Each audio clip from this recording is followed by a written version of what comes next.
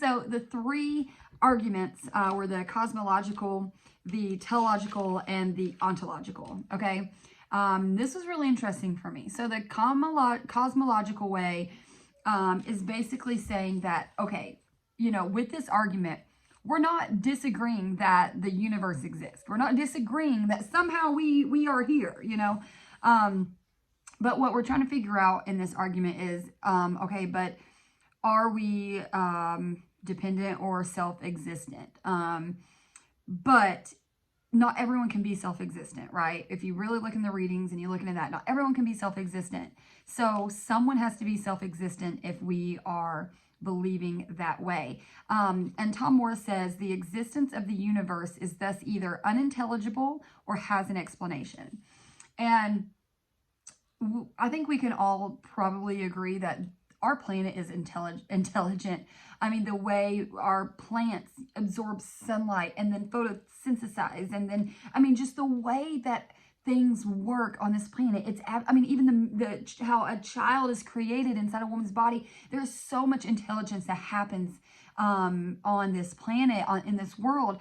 And so if we can agree that we live in an intelligent world, then we know, okay, well then if unintelligible or has an explanation to our choices, then what's the explanation? And I mean, and even says a rational person believes that there is a God and that this and has an explanation.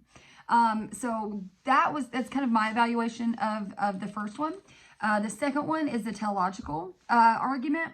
And in the reading, St. Thomas says, whatever lacks intelligence cannot move towards an end unless it's directed to their end, and this being we call God.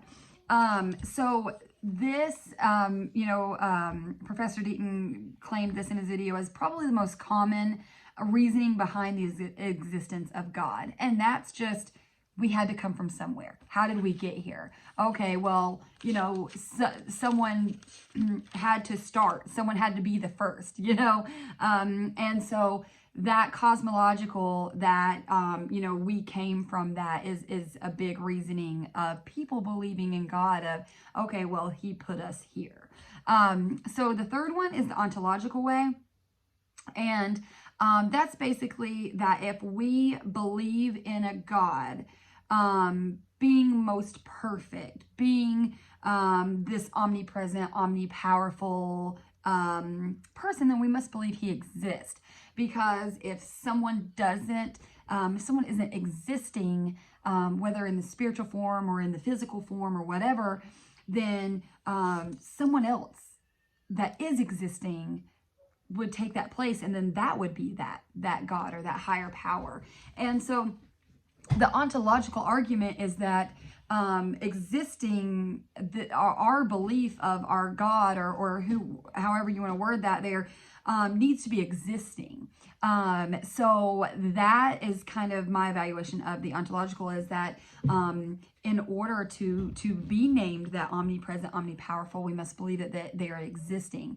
So the evil in a nutshell, this was honestly one of the things that I kind of held on, and grasped and found the most interesting, because without putting personal bias into this, I think this is one of the things that we can all probably agree we hear a lot of. We hear the most is that, well, if there's this great, good God, then why is there evil? Why is there bad? And even in the reading, the three, points that the three little argument, it says all good, all-knowing God wouldn't allow evil. So if evil exists, then that equation equals to there being no God.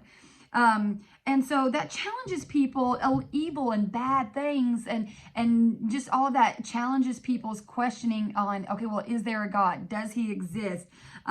Is he real? Whatever, that. And if you read the conversation that happens in the evil notes that Professor Deaton posted, those responses in that conversation, it talks about free will and how we get to choose what we do with our life. And I think that's, that for me is such a comparison against, okay, well, if God is good, then there should be no bad. Okay, well, I'm a parent. I can't save my kid from making the bad choice, even if I teach them right, even if I only show them right, even if I'm perfect, they still may make a different choice. But that's how they learn. That's how they grow. That's how they, in Professor Deaton's video, he talks about, cancer and just how things happen in our life. But that's how we feel joy, is knowing what sadness feels like. That's how we are grateful, knowing what having nothing feels like. That's how we feel hope, knowing what hopelessness feels like. And so, all of these arguments, just in a nutshell, really just share the different ways that we can argue, is there a God and is there not? And I think it's about looking deep and having those open-minded conversations with others, and just getting to a point of, you know what? Everyone's going to have a different opinion. And that's the great thing about philosophy, is that we get to learn and grow through the minds of each other. Thank you.